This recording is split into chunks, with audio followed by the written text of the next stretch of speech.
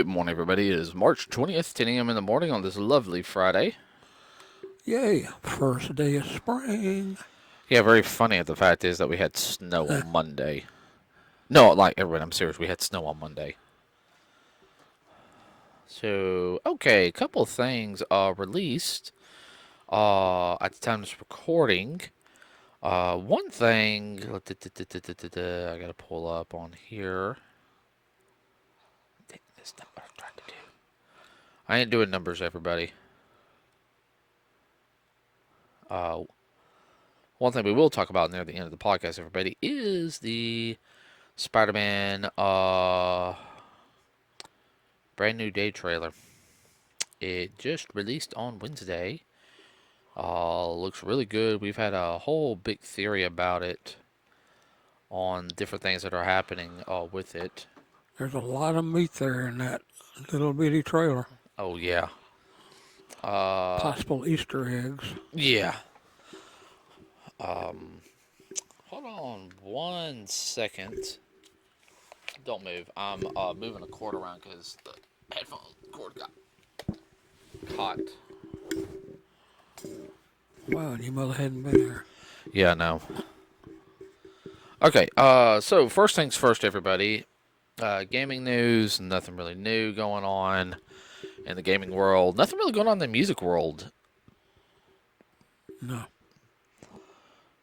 Just besides the fact is that next month the Michael Jackson movie comes out? That ought to be interesting. I know his nephew is playing him.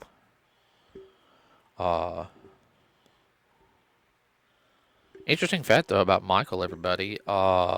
He was set to buy Sony Records right before he mysteriously, passed away. Oh, he'd gotten a lot of musical properties. Well, he really thought music could help people. Oh, yeah. And he was right on that. He really was. I feel like if he was still alive today, I think he would have done music. I think he would. I think he would have slowed down. I think he would have went more on a producing role. I think one reason he was buying up a lot of the music was so that it wouldn't be Locked put away. in a drawer someplace and forgotten about. Yeah. No, you hear him talk about music and everything. He wasn't stupid on that aspect. Oh, no. I need to find out if that rumor is true. Supposedly he helped write the music for Sonic 3.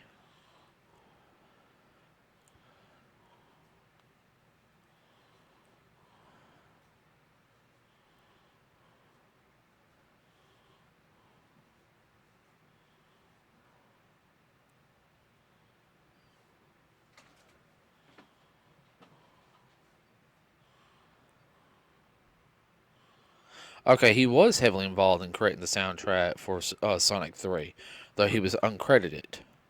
Yeah. And Yuki Naka has confirmed it. Huh, that's really cool. I wonder what else music he might have came up with for video games. No, that would actually be something for me and you to look into.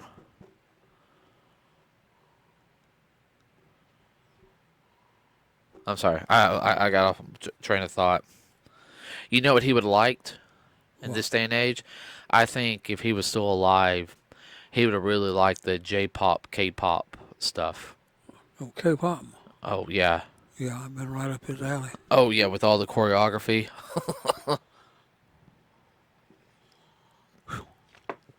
Yeah, no, I He know. was a taskmaster. He was a hard ass on that. Yeah. Perfectionist. Mm-hmm. Well, I think sometimes musicians need to be perfectionists so they can get the performance right. Anyway, let's move on. If you guys noticed, I posted something about Disney here a couple of days ago. Now, I don't know any concrete evidence, I should say, about it. Rumor control has it. I thought I did. No, I did not post. At the time of this recording, I did not post it, but I'm posting it right now. Yeah.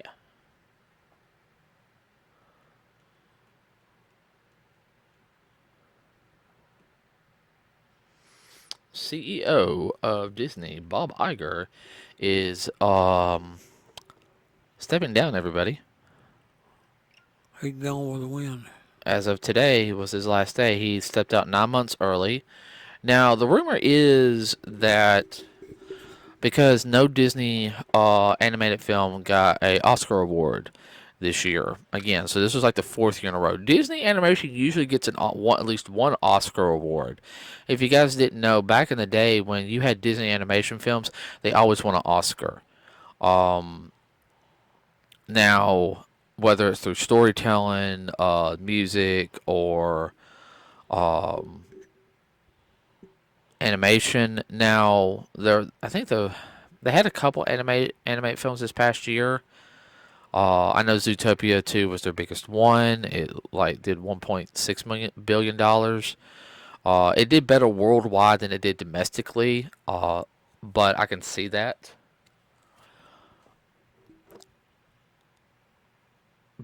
In my opinion, I think K-pop Demon Hunter won like more awards. I still think Demon Slayer should have won something.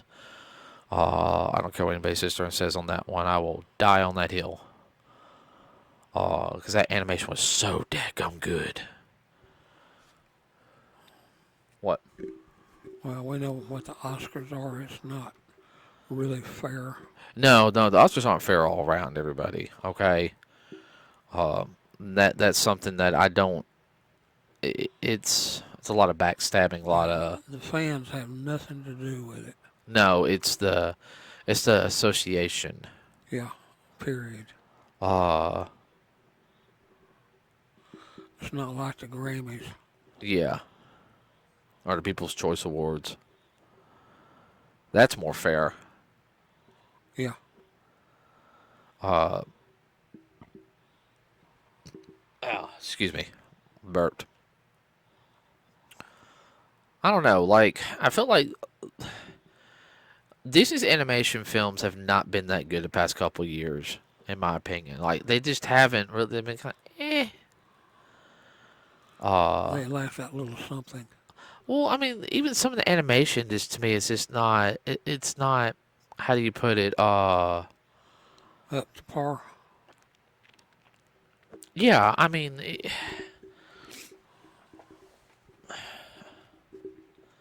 I mean, that's the best way to put it. It's like, oh, we're doing a 3D animation film. A lot of it feels very. I wouldn't say generic because a lot of stuff can feel generic anyway.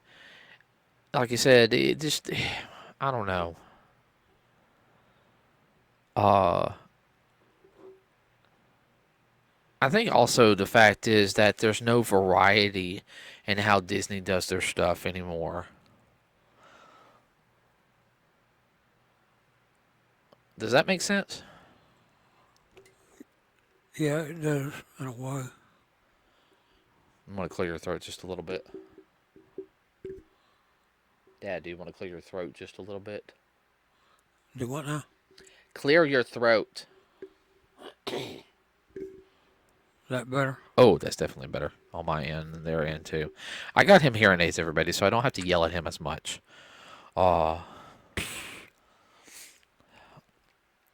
which has helped because we don't have to turn up the freaking volume up to no dang 80. No. Okay, so with 2D drawn animation, you can go with different styles. Now there are cheap styles of animation that are used. Um, yes, there's a couple of TV shows, cartoons the past decade that've used a real cheap style. I don't really find it very appealing, in my opinion. The style it really is aimed at 3 and 4 year olds, but they tried to make it for adults. Well, 3 or 4 year olds, you don't want all the extra super mega colors either. You want something calming. Oh, I know. And that, yeah, the past decade, it's been bright colors and everything. Uh,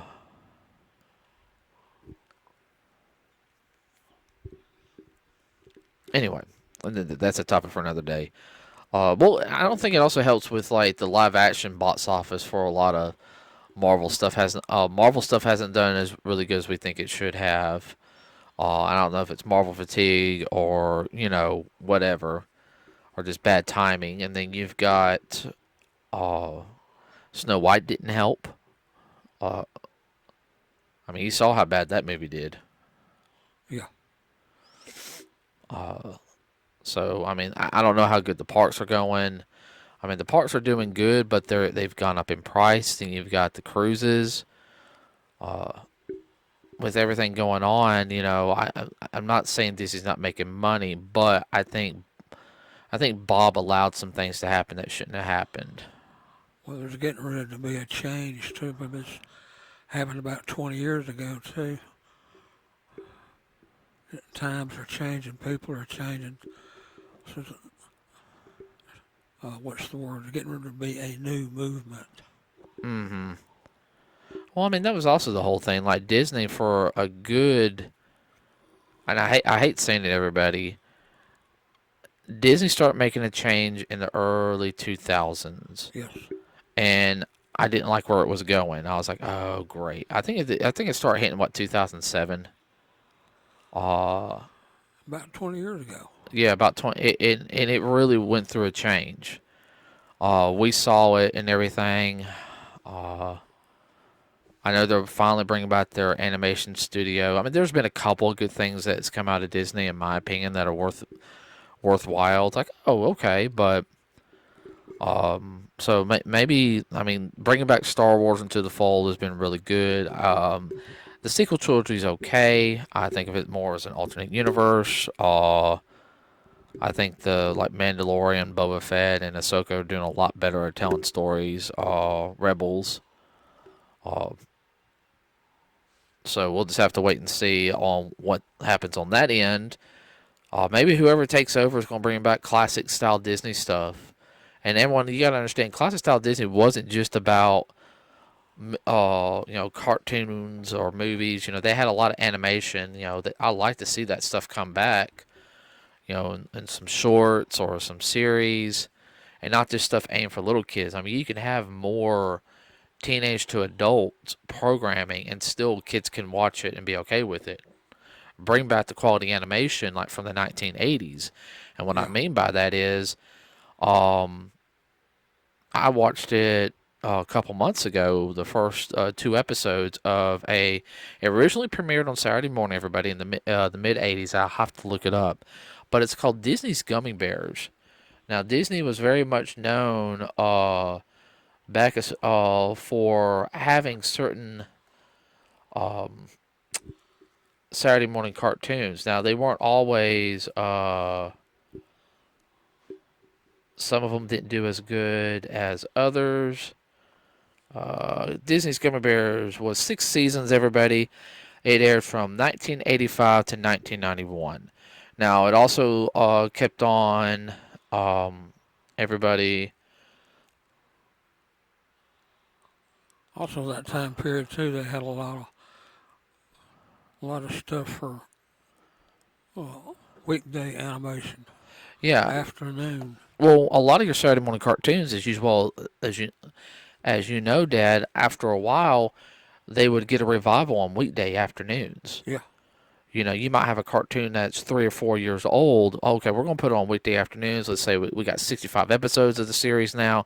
We could run it for another 2, maybe 3 years. Oh, wow, people are liking this again. Hey, we can continue adding some more stuff onto it. Especially since they didn't see it original run. Right.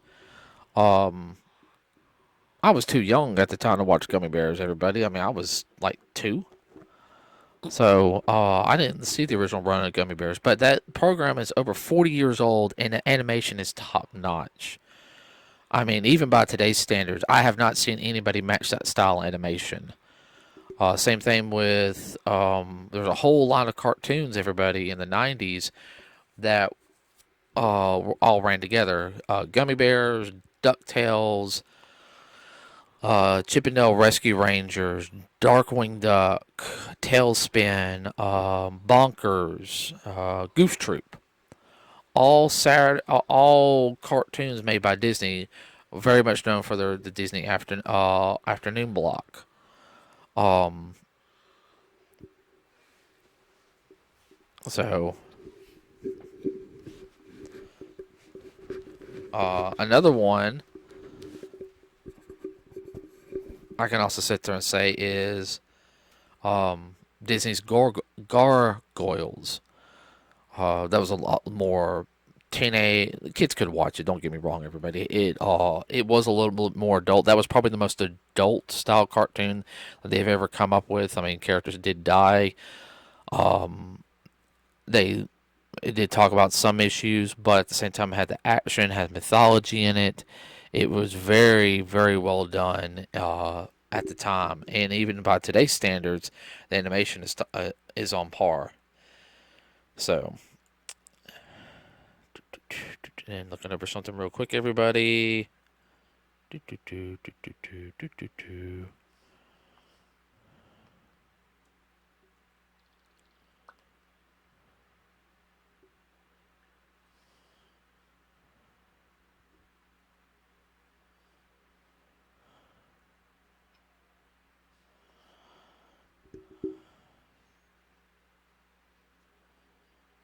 I don't know. Would you agree with me on that one?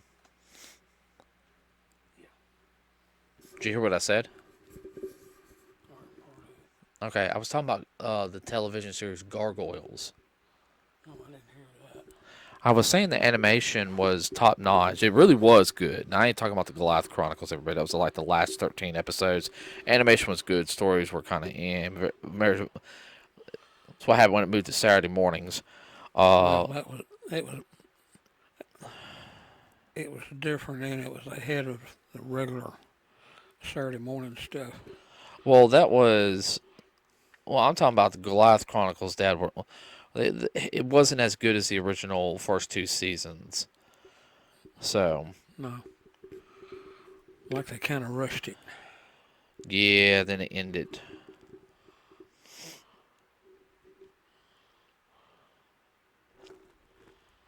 Okay. Last thing we're going to talk about is Spider-Man Brand New Day, which we just saw that trailer on Wednesday when it dropped. Also, time of this recording. So, wow, that's all I got to say. Um, You need to watch it yeah, you need to watch it. 2 or 3 times. Like I said, there's a lot of cherry picking that you could do.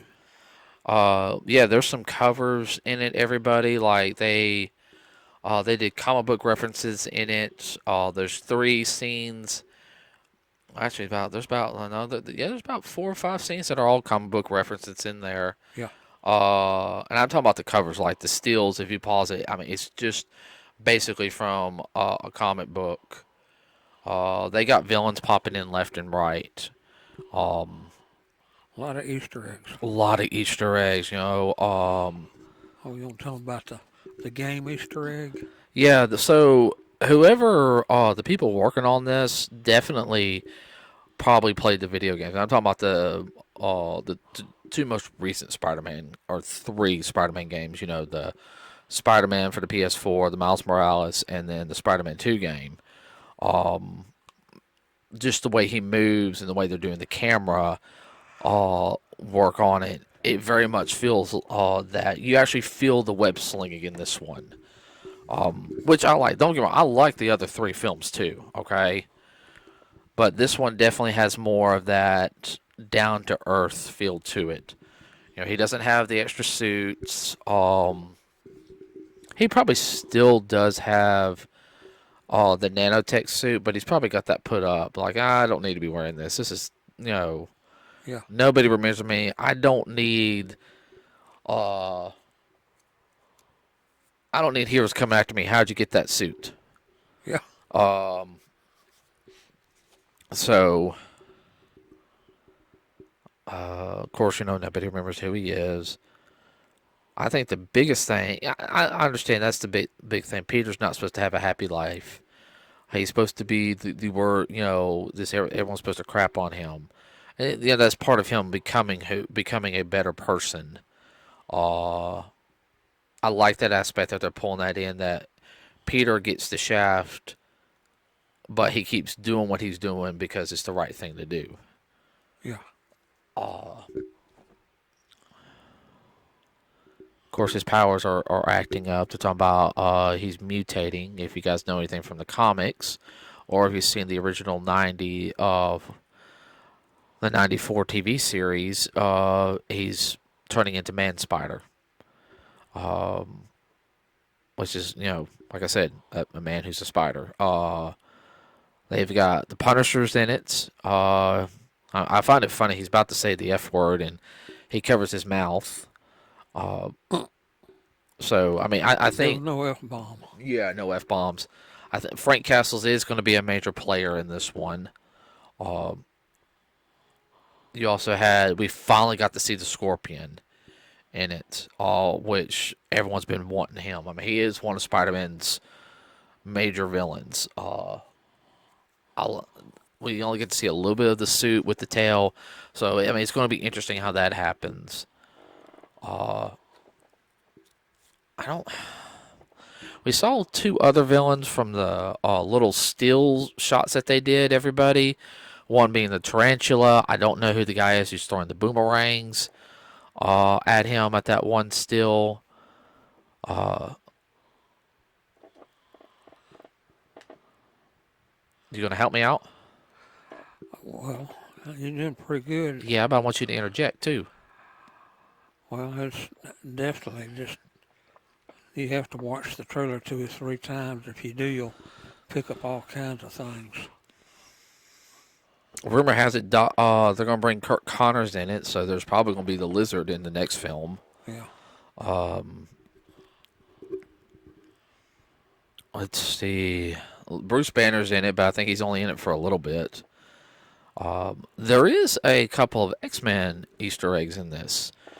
Spider-Man gets slammed against a bus, and there's a girl with white hair at the front part of her hair, and like brunette reddish hair. If you guys don't know who that is the call Rogue. that is Rogue from the X-Men, or her real name. Do you know what her real name is? Not off the top of my head. Her real name is Anna Marie. Okay. Yeah. Fun fact: she's from Mississippi. Of course, you couldn't tell because she has a southern drawl.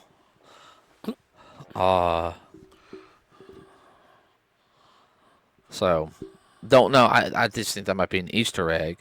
A rumor control is that there's going to be another mutant in there too. We kind of get the seeing of that just a little bit, where you see that there's an old lady who gets he opens the door to, and there's cops around, not pointing at Spider-Man, but she smiles at Peter. Yeah. Then her head kind of goes down, but then the cop looks up, kind of smirks, and then throws his head up, goes to another cop and said, "There's a villain we can't see." Well, the only thing I can think of is somebody making their conscience jump from one body to another. Only a powerful telepath can do that. Yeah. And the only powerful telepaths I think that I know on top of my head that could do that are the Shadow Master, from Legion. And who? Remember Legion, Dad? The Shadow Master? Yeah. Is him. Professor Charles Xavier, which he's not in this movie, everybody. He's going to be in Doomsday, though. And also Jean Grey. But there's also another one, because rumor control is there's going to be a slight link up with Doomsday. It could be another mutant. There's a girl who's a redhead. I can't remember what her name is on top of my head. I'll think about it later. But she's supposed to, rumor control is she could be Rachel Summers. Rachel Summers is the daughter of Cyclops and Jean from one of the timelines. So that could be the Fox timeline. That could be Rachel in there. And then this could help lead to Doomsday. Hey, so what I mean by Easter eggs, people? I'm also thinking, and another group premieres in everybody, The Hand. If you guys don't know who The Hand are kind of the big bad villains in the first part of the Netflix Marvel series stuff. Yeah. Which we just finished season 2 of Jessica Jones. Or we're going to start Luke Cage as soon as we get through with this podcast, season 2. Yeah. Because we're planning to be caught up by. We're trying to get caught up.